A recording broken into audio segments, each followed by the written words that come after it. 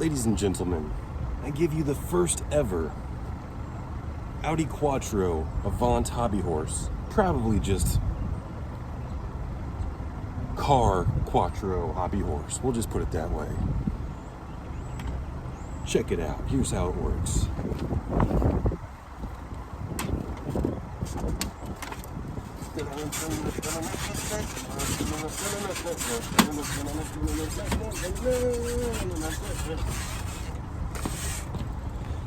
So you see, I'm a good 220.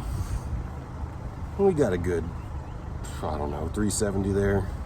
Maybe 400 with the rack. We're in good shape, but we're gonna make it better. Naptown Tuner here. I'm getting ready to have another very busy evening, and I'll probably make some more 2.0T TFSI A4 content tonight, and that might come out tomorrow. But in this video, I'm going to introduce you to another new member of the family. This one, the DRZ. I introduce you to the DRZ400 dual sport motorcycle. Now there's three different versions of this DRZ. There's the DRZ400E, there's the DRZ400SM, and this particular version is the regular dual sport. So it comes with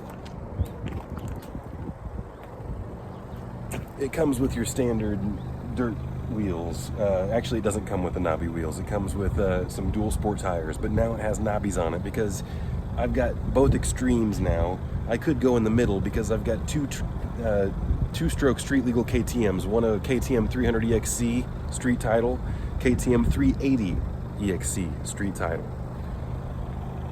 Now this is going to be my tractor for the road, but that's not all there is to the story. I got plenty to show you about this motorcycle. I'm sure I'll get more motorcycle people on here, dual sport people to be specific.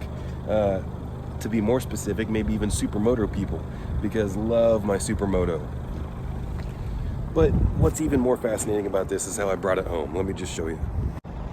So I'm gonna officially end the spare tire experiment, because I've been running spare tires on this car all the way around for about 3,000 miles now. And I had my first blowout. Well, it wasn't a blowout, but I'll talk about it. But check out this. I didn't know if this was gonna work or not. I didn't really trust the full extent of my hitch setup because I'm not gonna get too into depth into this. I could do a way better custom hitch. This is my first design, and I whipped it up in a hurry because at the time I didn't have any other option but to tow with my car. All that to say this, I'm gonna perfect this design for this motorcycle setup. I might actually even use this on the front of the car. I might make a custom hitch for the front of the car and mount the dual sport in the front, and then I'll have to have like extra headlights up here like a big snowplow would have. Let me know if you want that video, because I'll make the custom hitch up there, and I'll be towing my motorcycle in the front of the car, and everyone will be staring at me and think it's really cool, and I want to do that anyway. So you don't have to tell me to do it. I'm going to do it anyway. But as you can see, I had a little whammo right there, but it wasn't enough to blow me out. It didn't really, most of the impact happens on the front because that's where a lot of the weight is, except whenever you do this. Now, on the other side is where I had, see, I've got four spare tires all the way around on this car. And I'll give you a good comparison on what happened driving that far. Let's take a look. First off, let's just take a look at how worn this is and how much tread depth is missing. It'll be more apparent here in the sides if you'll see how thick this tread block is in the shadows, and it's probably 50% worn.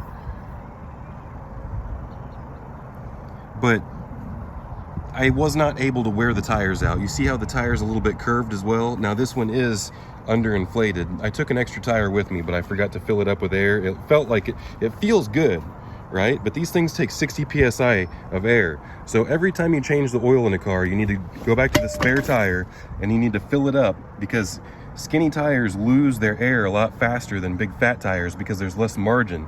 So you need to air these spare tires up about once a year. Now this one, what happened is it started to come apart. You see that right there? That's what we call a separated belt. So the tire it's coming apart inside. The seams, the rubber, it's separating. And you see the tread right here just ripped. And the whole thing is starting to balloon out. It's starting to, you know, get real curvy, and then eventually it's gonna get so bad that it just blows apart. Now this was wobbling down the street. That right rear was just going whoa, whoa, whoa, whoa, whoa, whoa. I could feel it, and it was way unnatural. And I slowed down, I sped up. I had the same vibration, and it was pretty severe, and it was way severe at highway speeds, and you're not supposed to take this at highway speeds, but I had most of the driving I did on these spare tires was over 70 mile an hour. But I actually had a cop almost pull me over too, but he got right behind me, turned his lights on, was trailing me, and then passed me. So I think he was like, oh, whatever, what am I gonna do? But you can see how it looks weird with skinny tires under there. I didn't have the motorcycle rack on there whenever he got behind me and turned his lights on. But if you want a better video about separated belt and tires and tire wear and all that kind of stuff, let me know. Eventually I will do a separated belt tire video, but I'm not going to make it a priority. You can see it was coming apart all throughout. Right here, right here. This whole thing would have just blown into pieces.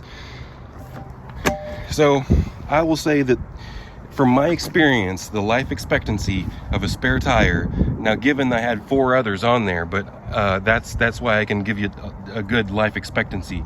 I think it's probably safe to say I would give it around 2,500 miles. That gives you a little bit of margin, but I think a spare tire, based on this experience, you don't want to take a spare tire any further than 2,500 miles, and you probably already knew that.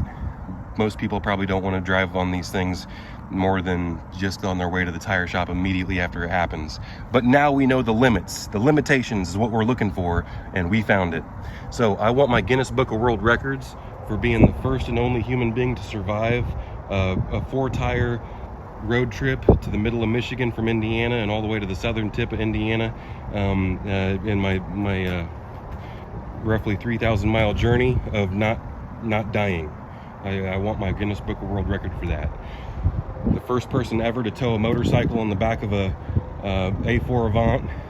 That's me. That's Naptown Tuner, setting world records day by day.